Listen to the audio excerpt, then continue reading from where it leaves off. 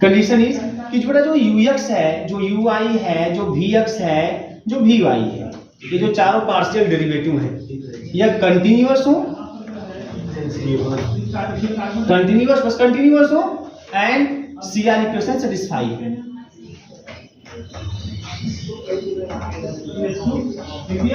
Satisfied तब FZ जो है गारंटी एनालिटिक होगा। मेरी बात समझ में आ रही है? तब FZ गारंटी एनालिटिक होगा। मेरी बात समझ में आ रही है? CR इक्वेशन सेटिस्फाई करने के साथ साथ चारों पार्शियल डेरिवेटिव कंटिन्यूअस होने चाहिए। अभी इसकी भी बड़ी लंबी कहानी है, चारों पार्शियल डेरिवेटिव कंटिन्यूअस कैसे चेक करते हैं ये बताऊंगा उसके बारे में भी। तो चारों पार्शियल डेरिवेटिव कंटिन्यूअस होने चाहिए। अगर ये और साथ साथ CR इक्वेशन अगर दोनों सेटिस्फाई करेगा तब आप गारंटी से बोल सकते हैं एनालिटिक है, और केवल CR इक्वेशन सेटिस्फाई करेगा तो गारंटी नहीं है कि वो एनालिटिक होगा कि नहीं होगा। बात समझ में आ रही? ये बात है। अब तो इसलिए अच्छा, अब इसे which one of the following is not analytic. Not analytic अगर चेक करना है या ये चेक करना है कौन एनालिटिक नहीं है, तब CR इक्वेशन बड़ा बढ़िया से काम करेगा। जो सेटिस्फाई नहीं करेगा वो नहीं है। लेकिन अगर है की बातें आएंगी तो मैटर फंसता है। तो एक और मैं आपको पढ़ाऊंगा अभी इसी में, है ना, हार्मोनिक फंक्शन। हार्मोनिक फंक्शन अभी मैं ये दोनों बातें देखिए, मैं अभी जो बातें कर रहा हूँ ना, ये आपको विकल्प को ध्यान में रखते हुए कर रहा हूँ। हार्मोनिक फंक्शन वो ध्यान समझिएगा, हार्मोनिक फंक्शन समझ में आ रही है? अब देखो हार्मोनिक फंक्शन क्या है, ठीक है। तो देखिए कोई भी फंक्शन जो है हार्मोनिक फंक्शन तब कहलाता है जो लाप्लास इक्वेशन सेटिस्फाई करता है। लाप्लास इक्वेशन है ना, जैसे मैं बोलूं u is harmonic function, u is harmonic, अगर मैं बोलूं u इज हार्मोनिक है ना, then del two u is equal to 0, यही लाप्लास इक्वेशन होता है। del two u is equal to 0 मतलब कि वह लाप्लास इक्वेशन सेटिस्फाई करना चाहिए, यही del two u equal to 0 है ना। मतलब del टू u मतलब डेवा टू u अपॉन डेवा x2 प्लस डेवा टू u अपॉन डेवा y2 इज इक्वल टू 0। अगर मैं बोलूं v is harmonic then del two v is equal to 0 है ना। तो यहां से मिल जाएगा del two v upon del x2 और plus del two v upon del y2 is equal to 0। ये होना चाहिए। मेरी बात समझ में आ रही है? हार्मोनिक फंक्शन पहले क्या होता है देखिए, मैं आपको साफ साफ बताऊं, मैं अभी जो पढ़ा थोड़ा कठिन लग रहा है, लेकिन जो लाइन बता रहा हूं उसको ध्यान रखिएगा। ये मैं MCQ को टारगेट में रख के बता रहा हूं आपको। अभी मैं MCQ कराऊंगा तो आपको यही सब चीज अगर बड़ा बढ़िया चीज हो गया है ना, वो तो सही रहेगा आपको। अभी मैं आपका थ्योरेटिकल पे फोकस अभी नहीं, अभी मैं MCQ को भी ध्यान में रख के बता रहा हूँ आपको चीजों को, ठीक है। थ्योरेटिकल अगर नोट करना होगा, मैंने पूरा लेक्चर भेज दिया है, आराम से बैठ के घर पे उतारिए, है ना। वो एकदम स्ट्रेट फॉरवर्ड है, सीधे लिखने वाला, बैलों वाला, मतलब सीधे। हाँ, हेडिंग एनालिटिक फंक्शन डिफिनेशन, अगला हेडिंग ये CR इक्वेशन प्रूव, अगला हेडिंग ये मिलनेस थॉम्सन मेथड, ये उसका तरीका है, फिर एक क्वेश्चन है सॉल्यूशन है, क्वेश्चन है या सॉल्यूशन है, ऐसा है। आराम से वहाँ से नोट करिएगा, कोई दिक्कत नहीं। मैं यहाँ कराऊंगा, लेकिन मैं यहाँ कुछ आराम से भी बातें ऐसे करूँगा, ठीक है। क्योंकि मुझे लास्ट में जब मैं विकल्प सॉल्व कराऊँ तो आपको सवाल को सॉल्व न करना पड़े। आप इन्हीं सब उल्टा पुल्टा काम से, ये उल्टे पुल्टे काम होते हैं वास्तव में, है ना। एग्जाम में टिक मारने वाला अगर बिना सॉल्व किया आप टिक मारते तो वहाँ उल्टा पुल्टा काम करता है। कुछ ऐसे उल्टा पुल्टा कंसेप्ट लगा के इधर उधर करके ना सही कर दीजिए। कंसेप्ट सही रहेगा अपने जगह पे, लेकिन थोड़ा सा उल्टा पुल्टा लगेगा ना, मतलब किसी बिना सिर पोंछ का, है ना, यह तय चालू कर दिया, चलो भैया हो गया, यहाँ से लगा दो, चलो इसको लगा दो। तो ये चीज u is harmonic then this, v is harmonic then this. अब मैंने u भी ही क्यों लिया? हार्मोनिक फंक्शन होता है जो लाप्लास इक्वेशन सेटिस्फाई करता है, लेकिन मैंने u भी को ही के रूप में क्यों लिया? अब एक लाइन बहुत ध्यान से समझेगा, अगर कोई फंक्शन, कोई कॉम्प्लेक्स वेरिएबल फंक्शन एनालिटिक होगा, ये बहुत जबरदस्त है। देखो एनालिटिक नहीं है ये चेक करने के लिए CR इक्वेशन का यूज कीजिएगा। MCQ में चेक करना है कि एनालिटिक नहीं है या किसी को पता करना है कौन एनालिटिक नहीं है, तो CR इक्वेशन देख लीजिएगा। जो CR इक्वेशन सेटिस्फाई नहीं करेगा गारंटी वो एनालिटिक नहीं होगा। लेकिन एनालिटिक है उसके लिए CR इक्वेशन पर्याप्त नहीं होता, इसीलिए आप उसके लिए CR इक्वेशन का यूज मत करिएगा, उसके लिए आप यहाँ पे आ जाइएगा। अभी मैं इसका भी थ्योरम कराऊंगा। जो फंक्शन बेटा एनालिटिक फंक्शन होता है, जो complex variable function analytic function होता है, उस कॉम्प्लेक्स वेरिएबल फंक्शन का जो u भी होता है, u प्लस i भी ग्रुप में एक्सप्रेस होगा करेगा, जो उसका u भी होता है वो लाप्लास इक्वेशन सेटिस्फाई करता है। That's it. है ना, वो लाप्लास इक्वेशन जो सेटिस्फाई करता है। ये लाइन बहुत ध्यान से सुनिएगा, इस लाइन में बहुत बड़े बड़े क्वेश्चन को एकदम धराशायी कर दूंगा, बहुत बड़े बड़े क्वेश्चन को, है ना, जो कई खाली ऐसे नहीं कई क्वेश्चन घुमा फिरा के रहेंगे लेकिन वो इससे लग जाएंगे।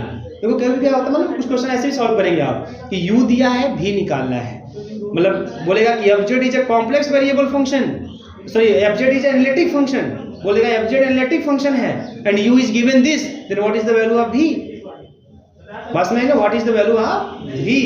तो देखो अब बोल दिया fz इज एनालिटिक, u दिया है, बोला v क्या होगा, 4 ऑप्शन, बस समझ आ रही है।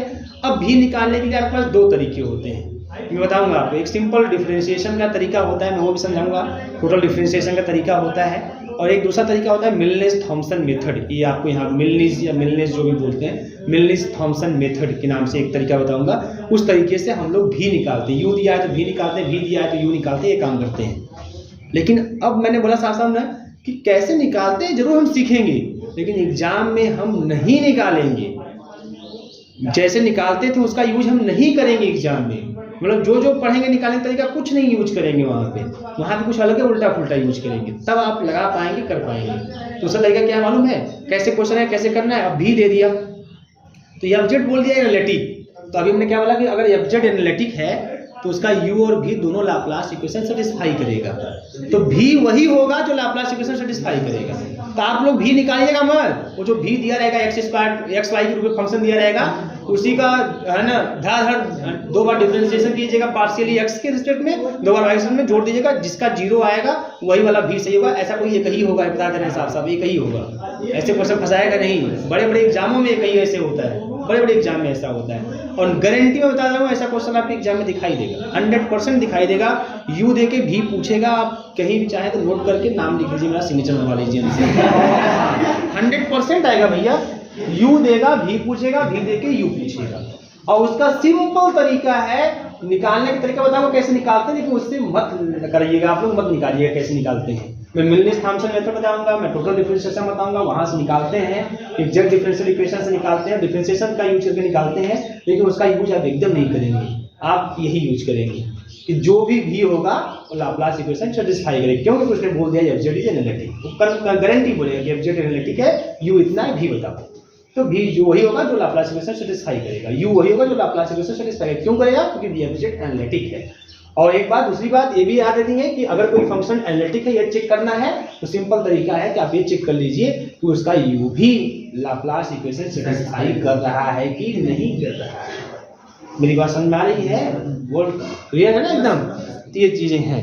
तो चलिए अभी ये बातें आप अपने दिमाग में भर लीजिए, कहीं पे अपनी भाषा में लिखना वो लिख लीजिएगा, है ना, बताते चल रहा हूँ साथ साथ में, लेकिन मैं आपको लिखाता हूँ 1 बाय 1, ये नहीं दिखाऊंगा कि ये ऐसे ऐसे चेक करना है, इसलिए पहले बताते जाऊंगा, अपना समझते जाइएगा, नोट करते जाइएगा, है ना। मैं आपको थ्योरेटिकली चीजें लेके चलूंगा। चलिए हेडिंग करिए आगे, सबसे पहले हेडिंग करिए कॉची-रीमान इक्वेशंस। कॉची-रीमान इक्वेशंस यहाँ से जाना है, जाओ जाओ है, दे देंगे ऐसे भी और ऐसे भी पढ़ा हुआ है। हाँ ठीक, वेरी गुड, ठीक, very good. Cauchy-Riemann equation, Cauchy-Riemann equation, ठीक है। पर लिख लेते हैं कॉची-रीमान इक्वेशन है क्या। वैसे मैं पहले प्रूफ पे जाता, लेकिन पहले मैं इसको लिखा दे रहा हूँ, और उसको स्टार लगा दीजिएगा ताकि इससे हम पता कर लेंगे कि हाँ ये यूज होगा, ये लाइन यूज होगा कहाँ पर, जब हम एमसीक्यू क्वेश्चन सॉल्व करेंगे, ठीक। कॉची-रीमान इक्वेशन देखिए, अननेसेसरी कंडीशन दैट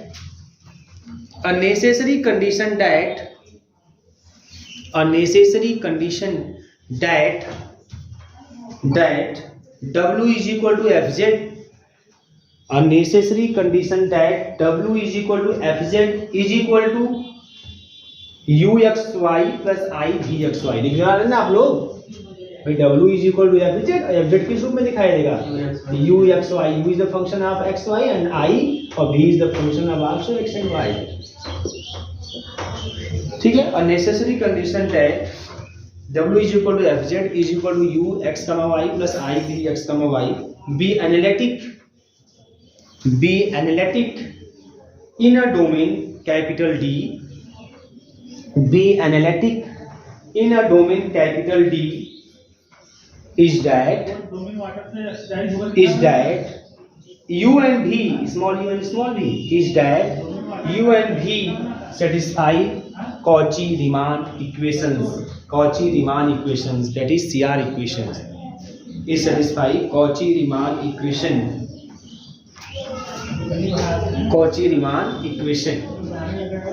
देख पा रहे ना Cauchy-Riemann इक्वेशन या CR इक्वेशन शॉर्ट में क्या है, ये लिख दीजिए आप, ux is equal to v y and u y is equal to minus का वी एक्स, यही CR इक्वेशन है। या ux का मतलब क्या, डेभा u अपान डेभा x, वी वाई का मतलब क्या, डेभा v अपान डेभा y, यू वाई का मतलब क्या, डेभा u अपान डेभा y, एंड वी एक्स का मतलब क्या, डेभा v अपान डेभा x। क्लियर है सबको? ठीक है, ये नोट कर लीजिए, ये नेसेसरी कंडीशन है बेटा, ये जरूर सेटिस्फाई करेगा।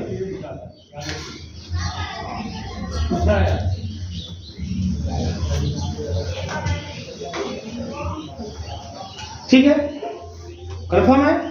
आगे लिखिएगा इसमें, इफ दीज पार्शियल डेरिवेटिव्स, कौन पार्शियल डेरिवेटिव, दीज मतलब ये ux uy vx vy, if these partial derivatives ux, uy, vx, vy, ये चार partial derivative, if these partial derivatives ux, uy,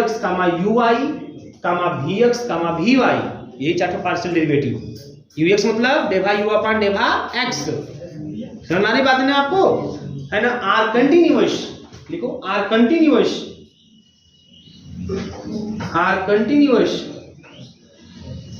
then the CR equation are sufficient condition, then the CR equation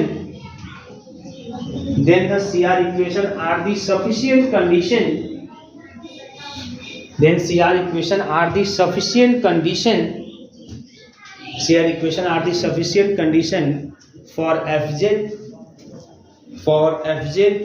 to be analytic, for fz to be analytic in capital D, for fz to be analytic in capital D। बात समझ में आ रही है? मतलब CR equation satisfy हो और ये चारों पार्शियल डेरिवेटिव और कंटिन्यूअस हो, तब यही CR इक्वेशन है ना पर्याप्त होगा यह कहने के लिए कि फंक्शन हमारा एनालिटिक है। लेकिन उसमें यह होना चाहिए चारों पार्शियल डेरिवेटिव से कंटिन्यूअस होनी चाहिए। बात समझ में आ रही है ना? ये चीजें ठीक है। अब एक ये भी लिख लीजिए हार्मोनिक फंक्शन, ये भी लिख लीजिए।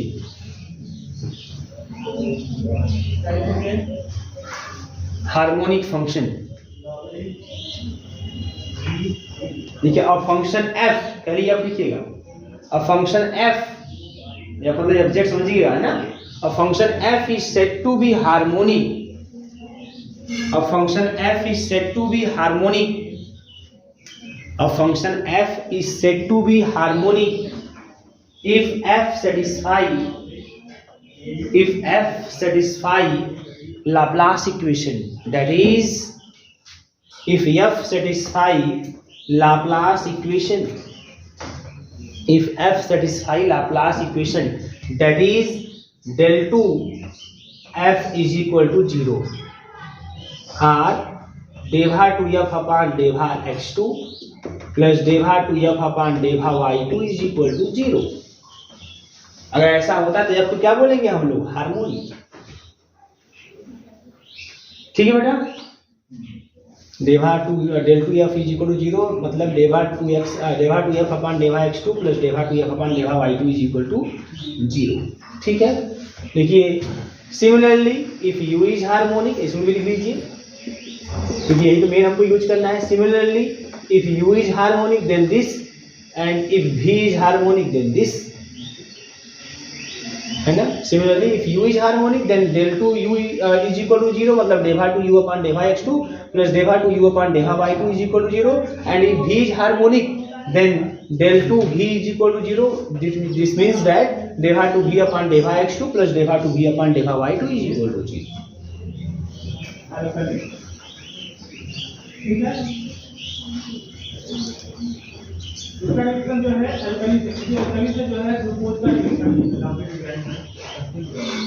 ठीक है बेटा। इसमें अगर ग्लूकोज का रिएक्शन अब इसके बाद आप लिखिएगा ऐसे, अगर कोई नंबरिंग स्टार करके कुछ ऐसा नंबरिंग करके लिखिएगा, नोट करके नंबर 1 2 करके स्टार करके या कुछ भी ऐसा आप सिंबल लगा के है ना। ये एमसीक्यू के लिए लाइन लिखवा रहा हूँ, 2 लाइन लिखिएगा एमसीक्यू क्वेश्चन के लिए, ठीक है। पहला लाइन लिखिएगा, नोट करके 1 नंबर कर लीजिए, चाहे जैसे भी जो भी सिंबल देके लिख दीजिए, 1 और 2, ऐसे 2 पॉइंट लिखाऊंगा। पहला पॉइंट लिखिएगा कि if a complex variable function does not satisfy the CR equation, अगर कोई complex variable function CR equation satisfy नहीं करता है, if a complex variable function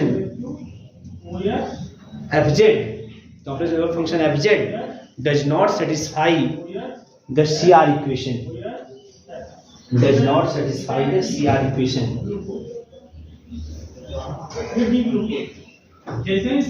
then fz will not be analytic, तब fz एनालिटिक नहीं होगा, एकदम फिक्स है। then fz will not be analytic, ये कंफर्म है। अगर CR इक्वेशन सेटिस्फाई करता है तो जरूरी नहीं है, तब उसके लिए क्या करना होगा, उसके चारों पार्शियल डेरिवेटिव कंटिन्यूअस होंगे, तो ये कठिन काम है पता करना। लेकिन हाँ, अगर CR इक्वेशन सेटिस्फाई नहीं करता तो ये फिक्स हो गया कि भैया वो एनालिटिक नहीं होगा, काट दो उसको अंदर। पसंद वाली दूसरा point, if fz is equal to u plus iv, if fz is equal to u plus iv is analytic, अगर ये एनालिटिक है ना, then u and v both satisfy the Laplace equation, then u and v both satisfy the Laplace equation, u and v both satisfy the Laplace equation, both satisfy the Laplace equation। ठीक है बेटा, आगे चलिए continue करते हैं। अब देखिए theorem, अब मैं CR इक्वेशन का प्रूफ कराता हूँ आपको, ठीक है। थ्योरम लिखिएगा, थ्योरम में थ्योरम हेडिंग करिएगा और हेडिंग से एक लाइन भी लिखिएगा, necessary condition for fz to be analytic, ये हेडिंग से करिएगा, ये पूरा थ्योरम की हेडिंग से, फिर आगे स्टेटमेंट भी इतना एक लाइन से हेडिंग से करिएगा। Necessary condition for fz, necessary condition for fz to be analytic, necessary condition for fz to be analytic, ये हेडिंग से रहेगा। अब डैश देख के लिखिए इस थ्योरम का स्टेटमेंट या इस हेडिंग का स्टेटमेंट, ठीक है। डैश देख लिखिए, if fz is equal to u plus iv, if fz is equal to u plus iv is analytic, if fz is equal to u plus iv is analytic in a domain capital D, in a domain capital D, then u comma v satisfy the equation, then u comma v satisfy the equation, लिख लीजिए del u upon a equation, del u upon del x is equal to del v upon del y, and del u upon del y is equal to minus का del v upon del x।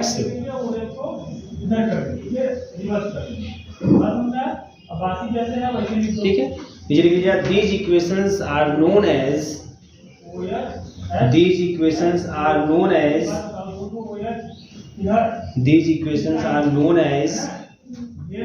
Cauchy-Riemann equation or CR equation, these equations are known as Cauchy-Riemann equation or CR equation, Cauchy-Riemann equation or CR equation, ठीक है बेटा, RCR equation. आइए अब देखो, ये जब return होता है ना, तो रिटर्न वाला क्या बोलता है, रिटर्न क्वेश्चन में बोलता है कि derive CR equation, derive Cauchy-Riemann equation, या derive the necessary condition for a function fz है ना टू बी एनालिटिक। तो ऐसे क्वेश्चन बोलेगा, उसको डेराइव करना होता है। यहाँ आपको डेरिवेशन को तैयार नहीं करना है ना, भले मैं करवा रहा हूँ या कर रहे हैं आप, कोई बात नहीं है, बट यहाँ डेरिवेशन को आपको नहीं करना है, ठीक है। यहाँ बस जान लीजिए कैसे डेराइव करना है। तो कह रहा है कि अगर कोई फंक्शन, अगर fz w बराबर fz बराबर u plus iv is analytic, अगर यह एनालिटिक है तो हमको प्रूव करना है कि तब वो CR इक्वेशन क्या करेगा, सेटिस्फाई करेगा, तब वो CR इक्वेशन सेटिस्फाई करेगा, है ना। तो आइए उसको दिखाते हैं, वो कैसे लाते हैं उस चीज को। एक चीज ध्यान दीजिएगा, अब इसकी इक्वेशन नहीं पता हमको, अभी हमको लाना है ना कि अगर ये एनालिटिक है तो वो सेटिस्फाई करेगा, अभी हमको वो चीज नहीं पता। अभी हम क्या करेंगे, मान लेते हैं W equal to FZ analytic है, तो जो एनालिटिक डिफरेंशियल से चले जाओ। अगर कोई फंक्शन एनालिटिक होता है किसी डोमेन D में, then that function is also differentiable in each at each point of its domain. तो डिफिनेशन है ना। इसका मतलब कि अगर W बराबर FZ को आपने एनालिटिक बोल दिया इन D, देन इसका मतलब dW by dz एग्जिस्ट। बोलो इन D वो D में एग्जिस्ट करेगा हर एक पॉइंट पर, D के हर एक पॉइंट में एग्जिस्ट करेगा, मतलब डिफरेंशिएबल होगा। अब मैंने आपको बताया डिफरेंशिएबल होगा तो डिफरेंशिएबिलिटी में लिमिटेड निकालते हैं, limit z tends to z naught fz plus h minus का fz अपॉन h, ऐसे नहीं करके निकालते हैं।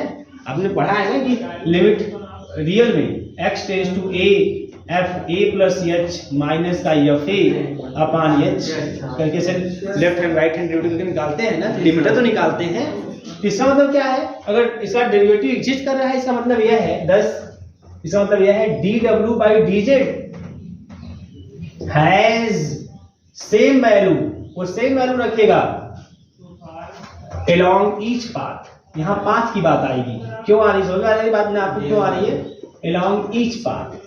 यहाँ पे left hand right hand derivative या left hand limit right hand limit नहीं निकालेंगे, यहाँ पाथ की बात करते हैं। कोई पाथ, किसी पाथ की तरफ, किसी तरफ से चले आए, किसी भी तरफ से चले आए, सेम वैल्यू मिलना चाहिए, सेम वैल्यू मिलना चाहिए, है ना। तब तो बोलेंगे उसका डेरिवेटिव एग्जिस्ट कर रहा है, तब तो बोलेंगे उसका लिमिट एग्जिस्ट कर रहा है, ठीक है ना।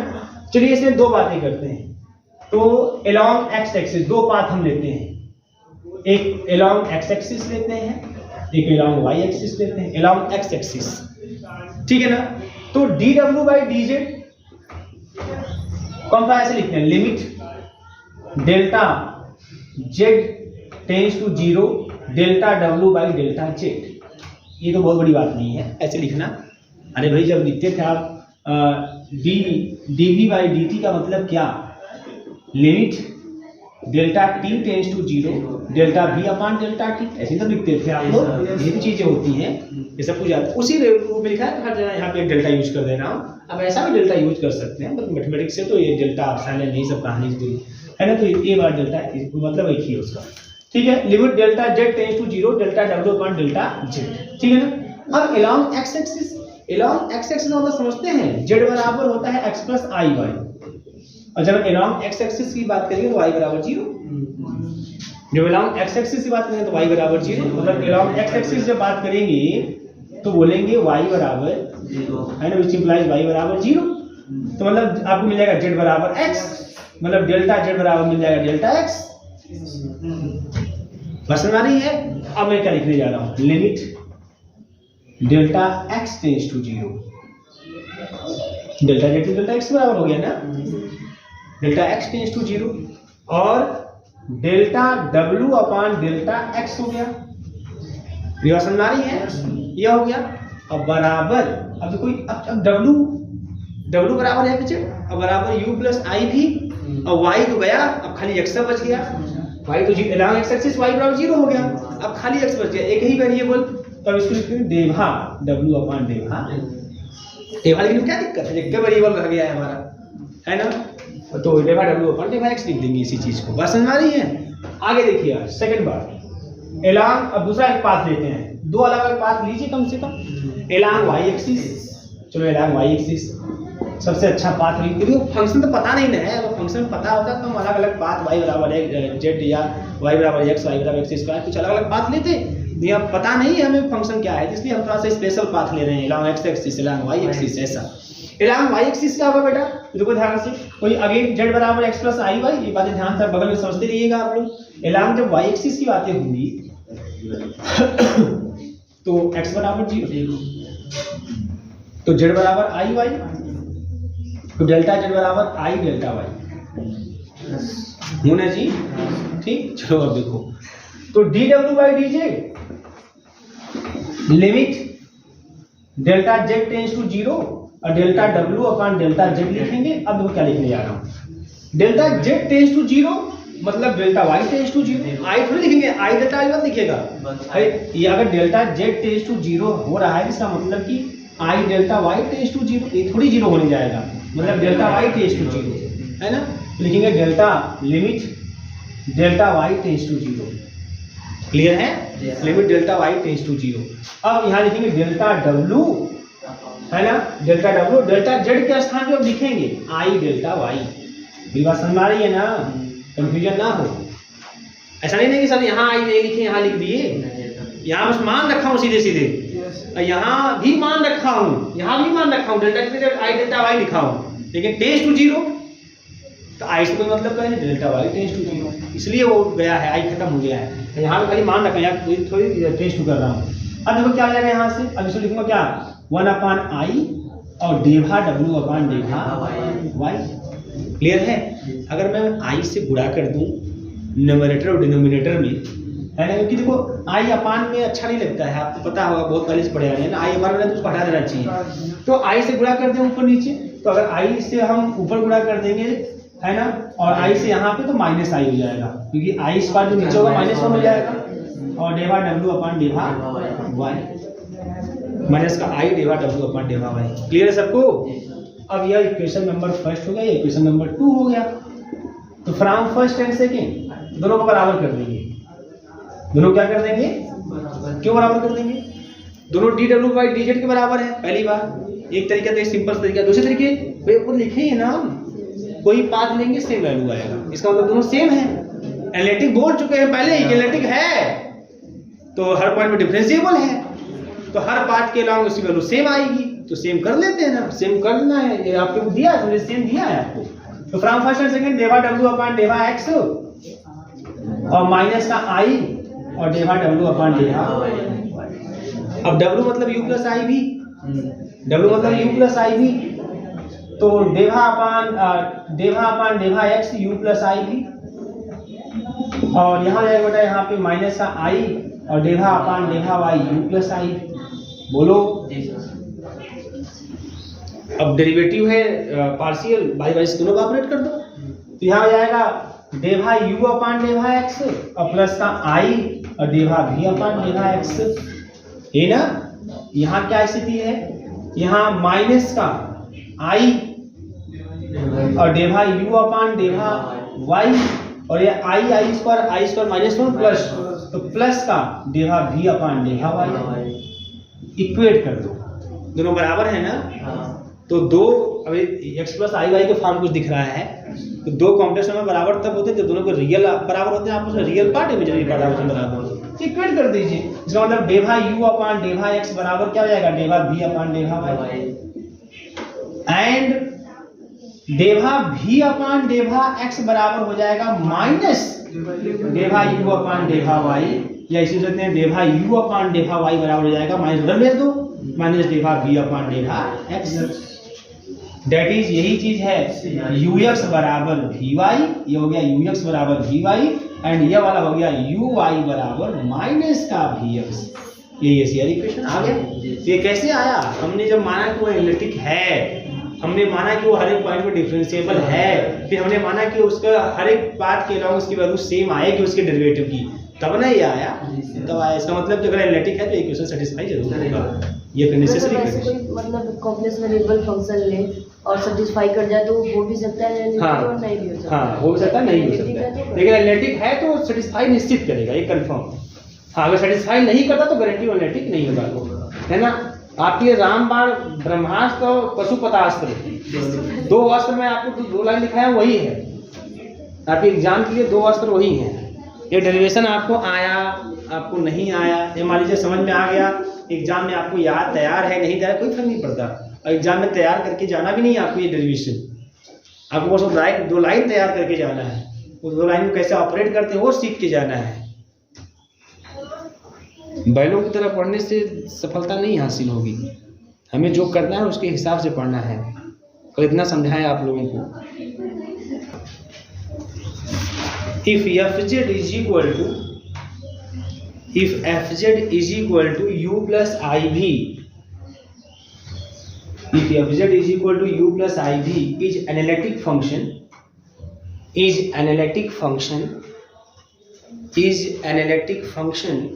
in a finite region, मतलब domain, in a finite region, and u is equal to in a finite region and u is equal to, बेटा u दिया हुआ है, and u is equal to x cube minus का 3xy² and u is equal to x cube minus का 3xy², ठीक है ना। Then v is, तो आपके पास ऑप्शन है 3x² माइनस का y³ प्लस का c, दूसरा ऑप्शन है 3x² माइनस का y³, तीसरा ऑप्शन है 3x² माइनस का y² प्लस का c, और चौथा ऑप्शन है none of these।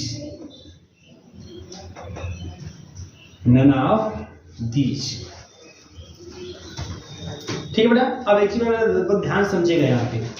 अभी इसको मान लीजिए सॉल्व कैसे करेंगे, इसको सॉल्व करने में सुन लीजिए, इसको सॉल्व करने का दो तरीका। एक तरीका जो आप जान गए हो, एक्चुअली जान गए हो, ये समझ नहीं पा रहे क्या है, एक तरीका लगभग आप जान गए हो। कैसे? देखिए इसका तरीका सॉल्व करने का ये है कि आप लिखिए dv, v निकालना, dv बराबर लिखिए डेवा v अपान डेवा x dx, और प्लस ये मैं आपको होमवर्क भी दूंगा, आराम से करिएगा, डेवा v अपान डेवा y dy, ऐसे लिखिएगा। अगर v दिया है u निकालना है तो u लिखिएगा ऐसे, du बराबर डेवा u अपान डेवा x dx और प्लस डेवा u अपान डेवा y dy, ऐसे लिखिएगा। क्लियर है? अब बेटा देखो यहाँ पे डेवा v अपान डेवा x और डेवा v अपान डेवा y, हमको u गिवन है, तो u गिवन है तो हम यहाँ से डेवा u अपान डेवा x निकाल सकते हैं बड़े आसानी से, और डेवा u अपान डेवा y निकाल सकते हैं। अब CR इक्वेशन कहता है ux is equal to vy, तो मतलब जहां vy है वहां ux लिख सकते हैं। ऐसा मैं क्यों कर दिया, ऐसे क्यों कर दिया? क्योंकि फंक्शन एनालिटिक दिया है उसने, बोला है ऊपर, पहला लाइन पढ़िए क्वेश्चन का, fz इज एनालिटिक है, तो एनालिटिक तो CR इक्वेशन सेटिस्फाई करना करेगा, इसलिए मैं उसको रख रहा हूं। और dx हो गया, और uy is equal to minus का vx, तो मतलब vx के स्थान पे हम माइनस का uy लिख सकते हैं, तो माइनस का डेवा u अपान डेवा y। अब ये दोनों मान हमको यहाँ से मिल जाएंगे, मतलब किस रूप में मिल जाएगा, ये बन जाएगा m dx plus n dy, exact differential equation के फॉर्म का बन जाएगा बड़ी आसानी से। बन जाएगा तो फिर m कैसे देके सॉल्व करना पता ही है, उसको सॉल्व कर लेंगे आपको, है ना। फिर dv बराबर हो जाएगा, फिर v बराबर, इसको इंटीग्रेट कर देंगे, आपको v मिल जाएगा। बात समझ में आ रही है? ये तरीका। दूसरा एक मैं बताऊंगा मिलनेस-थॉम्सन मेथड, मैं उसको लिखाऊंगा कि क्या होता है मिलनेस-थॉम्सन मेथड, कैसे ऑपरेट करते हैं, वो मैं सिखाऊंगा, उससे भी लगा लेंगे आप। मतलब ये तरीका है ना, करिएगा नहीं, अगर मैं बता भी दूंगा आपको, ये भी तरीका और मिलनेस-थॉम्सन मेथड बताऊंगा, दोनों तरीकों से आप v u दिया है v निकाल सकते हैं, v दिया है u निकाल सकते हैं। अब प्रश्न उठता है कि एग्जाम में, तो आइए जो हम लोगों ने दो अस्त्र अपने पास रखा है था उसको चलाते हैं, देखने की क्या स्थिति आती है। तो अस्त्र में मैंने बताया था आप लोगों को कि अगर कोई फंक्शन एनालिटिक है तो उसका u और v दोनों लाप्लास इक्वेशन सेटिस्फाई करेगा। तो आइए देखते हैं, पहला देखो, है ना, पहला देखो, ये हमारा v कौन हो सकता है, पहला v हो सकता है कि नहीं हो सकता है, तो फिर डेवा v अपान डेवा x निकालते हैं, डेवा v अपान डेवा x, है ना, बहुत तेजी से निकाल, कोई दिक्कत नहीं है। डेवा v अपान डेवा x 6xy, बोलो बस यही नहीं मिलेगा, और फिर डेवा टू v अपान, बहुत बड़ा काम नहीं है, डेवा टू v अपान डेवा x2 करेंगे तो 6y हो जाएगा, ये खत्म हुआ कहानी। आगे देखिएगा, फिर अब y के रेस्पेक्ट में डेवा v अपान डेवा y के रेस्पेक्ट में करेंगे तो 3x² और माइनस का 3y², यही ना, ठीक है, तो 0 हो गया। फिर डेवा v अपान डेवा y2, y के रेस्पेक्ट में दो बार, ये साफ हो गया, माइनस का 6y, दोनों को जोड़ोगे तो 0 नहीं आ जाएगा, हो गया 0 ना, मतलब ये सेटिस्फाई कर गया। आगे दूसरे वाले देखो, उसको भी देख लो, ये सेटिस्फाई कर लिया, इसको देखते हैं, है ना। डेवा v अपान डेवा x जब करेंगे, v हमारा मान लीजिए डेवा v अपान डेवा x बड़ा कितना है x के सेट में, तो 6xy², है ना, और डेवा टू v, बहुत बड़ा काम नहीं, डेवा टू v अपान डेवा x2 तो 6y², बोलो। अब डेवा v अपान डेवा y के रेस्पेक्ट में तो 6x² और माइनस का 3y²। एक बार और करेंगे, डेवा टू v अपान डेवा y2, है ना, तो y एक बार और 6x² माइनस का 6y, दोनों जोड़ने में 0 आ रहा है क्या, नहीं आ रहा है ना। ऐसे तीसरा भी देखो, करो आप लोग, करो तीसरा करो, है नहीं भूल गए, विथ रिस्पेक्ट टू एक्स करो, डेवा v अपॉन डेवा x है ना, तो 6xy और डेवा टू v अपॉन डेवा x2 तो 6y बोलो। अब y के रिस्पेक्ट में डेवा v अपॉन डेवा y तो 3x स्क्वायर माइनस का 2y बोलो, और डेवा टू v अपॉन डेवा y2 ये 0 हो गया, माइनस का 2 आ गया, जोड़े में 0 आया क्या, तो कौन सेटिस्फाई किया, पहला ऑप्शन सही, खत्म कहानी वहीं पे। वो तो मैं तीनों चेक करवाया ना आपको, लेकिन अगर आप मैं बता दूं, आप एग्जाम में जब अपने बैठिएगा ना, पहला सेटिस्फाई किया बस तुरंत पहला मार के छोड़िए, बाहर में गया तीनों, बस समझ में नहीं। हाँ एकदम एक ही करबे करेगा, मैं बता दे रहा हूँ साफ साफ, आपका जो लेवल है परीक्षा का मैं जानता हूँ क्या पूछ सकता है, कितना आ सकता है, इतना नहीं होगा। तो हम बताए आपको ताकि आप संतुष्टि हो जाए, आप देख लें कि वास्तव में चीजें हैं। तो पहला जो सेटिस्फाई किया और सब सेटिस्फाई नहीं किया, तो पहला ऑप्शन सही, काम खत्म हुआ। बात समझ आ रही है ना। उससे निकालने दो तरीके बताऊंगा आपको। अभी यहाँ से देखो जाओगे, यहाँ से पहले मान में निकालोगे डेरिवेटिव, मान रखोगे, एग्जैक्ट बनेगा। अब बहुत तो एग्जैक्टर में धराशायी सरेंडर है ना, EM क्या है, अब क्या लगाएं, कैसे सॉल्व करते हैं, भुला गए सब है ना, काम समस्याएं भी सामने आएंगी, वही सरेंडर कर जाओगे। ये यहाँ पे हुआ, पहला सरेंडर हो गया। दूसरा मिलनेस थॉम्सन मेथड, वहाँ दो फार्मूले हैं, दोनों फार्मूलों से सॉल्व करना होता है। U दिया है तो V का फार्मूला, V के लिए फार्मूला, V दिया तो U के लिए फार्मूला, वो फार्मूला याद रहेगा तब आप फार्मूला लिखोगे, फिर मान निकाल के फार्मूले में रख के सॉल्व करोगे, तब आपको V मिलेगा। अगर ऐसा करने जाओगे हो सकता है आप लगा लो, लेकिन जितना समय लोगे उतना और क्वेश्चन में नुकसान करोगे। इतना है, कितना समय है आपके पास, बस है 2 घंटा, मतलब 2 मिनट भी नहीं है क्वेश्चन पे। और आप जिस रफ्तार से आप लोग करते हैं, आपकी रफ्तार से हम जानते हैं है ना, वो शिवाजी वाला रफ्तार है आपके पास, तो आप लोग का रफ्तार बहुत तेज है। तो हाँ, आपके रफ्तार को मैं जानता हूँ कि आप ऐसे क्वेश्चन को सॉल्व करने में 2.5, 3, 4 मिनट ले लेंगे, वो गारंटी नहीं है, नॉट नेसेसरी लग ही जाएगा है ना। तो अगर लगू गया तो 4 मिनट जैसे क्वेश्चन के लिए, तो मतलब एक क्वेश्चन तो ऑटोमेटिकली गया। एक क्वेश्चन पे मैक्सिमम 2 मिनट नहीं, 75 क्वेश्चन है ना, 120 मिनट ना आपके पास है, तो अगर आपने 4 मिनट लिया तो उसमें लगभग 3 क्वेश्चन का समय ले लिया। एक मान लीजिए लगा ही लिया, 2 तो बिना लगाए साफ हो गया, उसके लिए समय नहीं बचा ना आपके पास, टोटल गया ना, कहाँ समय आपके पास, वो तो सही साफ हो गया। अब अगर मान लीजिए नॉट नेसेसरी वाला कंडीशन का मान लीजिए हो गया तो 3 तो गया है ना, तो वहां लगा नहीं सकते आप, तो वहां लगा नहीं सकते, वहां तो आपको शस्त्र ले जाना पड़ेगा। हाँ, शस्त्र लेके जाना पड़ेगा। हाँ, तो शस्त्र वाली बातों को ध्यान में रखिएगा, कहाँ मैं बता रहा हूँ, क्या बता रहा हूँ, कैसे बता रहा हूँ। तो ये ऐसे करेंगे, धड़ाक से काम खत्म, एकदम काम तुरंत क्लियर हो जाएगा। क्लियर है। तो जब भी U दिया है V निकालना हो, V दिया है U निकालना हो, आप यही वाला यूज करेंगे। आप भले 36 टू नियम बताऊंगा, आप सब करेंगे, बारिश बुरी सी बात पर है ना। आप करिए, उसको आ रहा है नहीं आ रहा है वो सब दूसरी बातें हैं, लगा पा रहे नहीं लगा पा रहे, सब प्रैक्टिस करिए, कोई दिक्कत नहीं, जानकारी सब रखिए अपने पास। लेकिन आज के एग्जाम के समय थोड़ा भी लगाने के पीछे नहीं जाएंगे, एग्जाम में कोई क्वेश्चन नहीं लगाएंगे, कोई लगाने का तरीका आप नहीं सीख के जाएंगे। आप केवल जो बता रहा हूँ कि किसको कहाँ यूज करना है वही तरीका सीख के जाएंगे, ठीक है ना। कोशिश आपकी यही हो। हाँ, ऐसा नहीं है कि सबको ऐसा कर सकते हैं, लेकिन मैक्सिमम ऐसा कर सकते हैं। 90-95% क्वेश्चन को आप ऐसे ही करेंगे।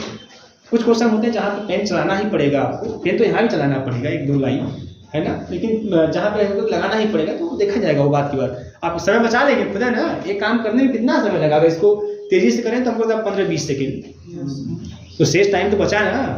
तो ये जो टाइम आप बहुत जगह से बचाएंगे ना, वो कुछ ऐसे क्वेश्चन जो वास्तव में उसको सॉल्व करना ही पड़ेगा तभी कुछ हो पाएगा, वहां लगा देंगे, क्या करना है ना, आराम से 75 क्वेश्चन कर सकते हैं। ऐसे क्वेश्चन मैं आपको और दूं,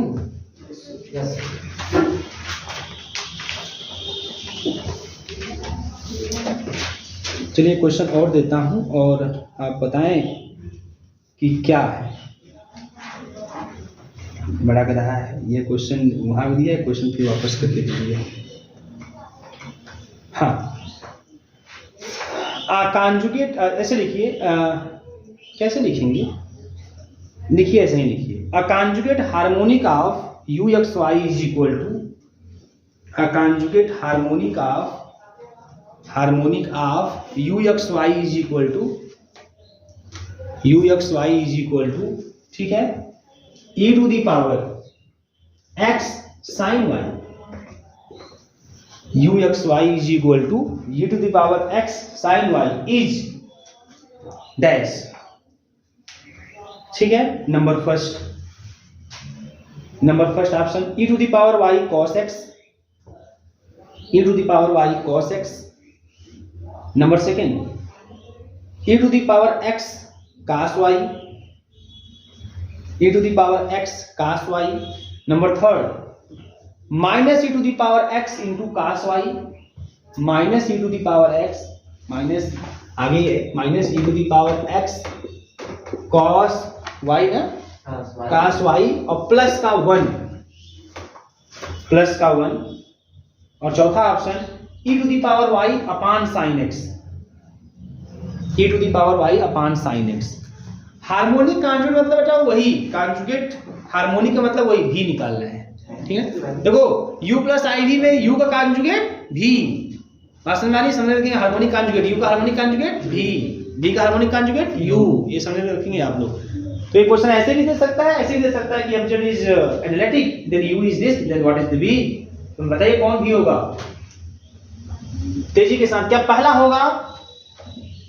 भाई करो पहले में डेवा v अपान डेवा x, बहुत तेजी से करो भाई, बहुत आसान है। क्या जाएगा? cos x का करो डेवा v अपान डेवा x e to the minus e to the power y sin x, सही ना? भाई टू पावर से वैसे ही रहेगा, cos x का sin x का sin x। फिर एक बार फिर करो डेवा टू v अपान डेवा x2, तो minus e to the power y cos x, sin x का cos x हो जाएगा, है ना? फिर डेवा v अपान डेवा y निकालो, डेवा v अपान डेवा y, है ना? क्या मिलेगा? e to the power y cos x ही रहेगा, e to the power y होगा, e to the power y cos x। डेवा टू v अपान डेवा y2 फिर वही आएगा, e to the power y cos x। ये हमारी ये सब क्या लिख रही हो जी? ये x कहां से आ गया? e to the power y cos x ना, e to the power y cos x रहेगा, विद रिस्पेक्ट टू y करोगे तो वही आएगा, e to the power y cos x। cos x को मतलब कहिए नहीं ना, cos x लिखो, एक बार और फिर करोगे e to the power y cos x ही आएगा। आया जीरो?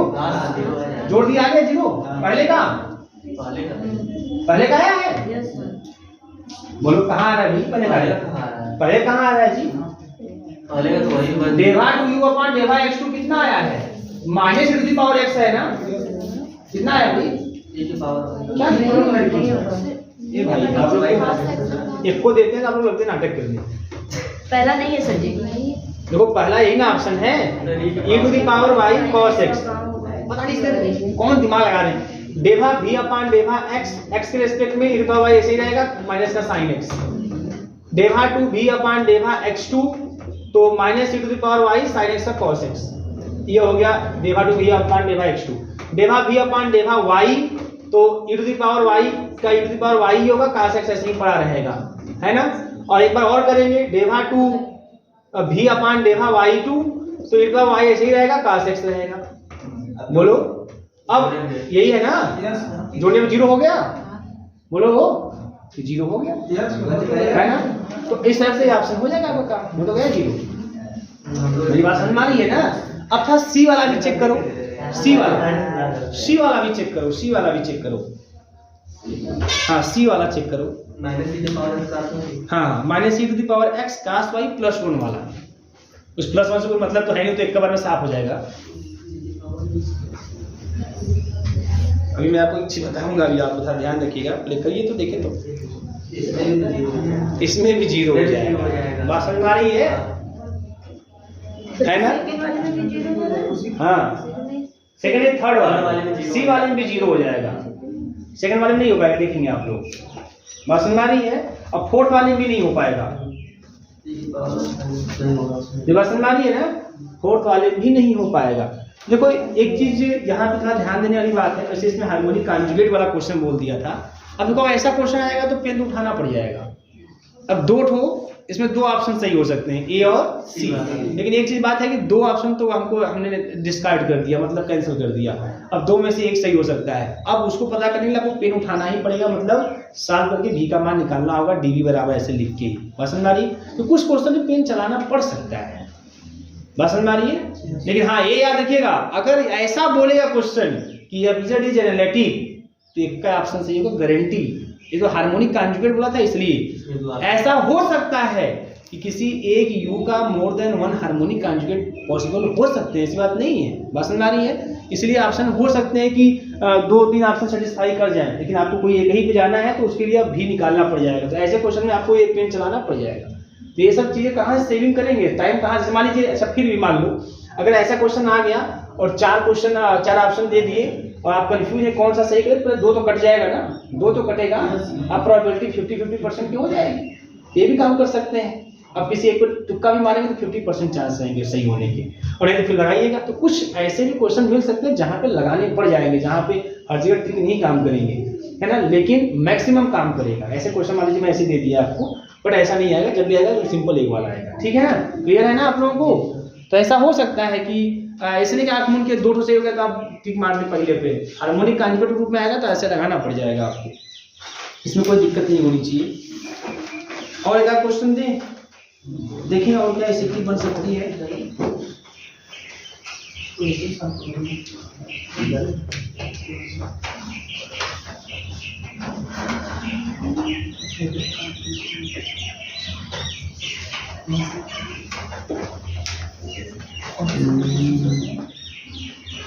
कौन सा सही है इसमें? सी वाला है, जब निकालेंगे सी वाला ही आएगा।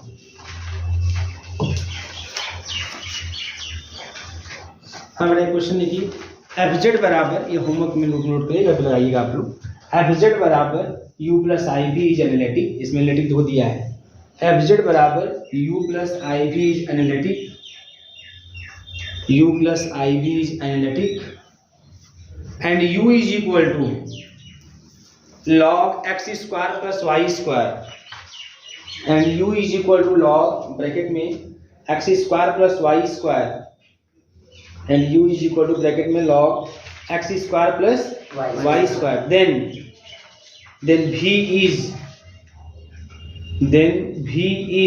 चलिए पहला ऑप्शन, then v is पहला option 2 times tan y by x plus c, 2 times tan y by x plus c।